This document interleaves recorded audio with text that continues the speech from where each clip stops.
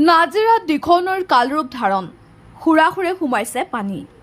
ভয়ংকৰ বাঢ়নী পানী দিখৌৰ পানীয়ে ভাবুকি আনিছে শিৱসাগৰ জিলাৰ নৈপৰীয়া লোকলৈ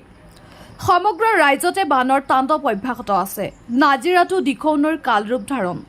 দ্ৰুতগতিত বাঢ়িছে দিখৌৰ জলপৃষ্ঠ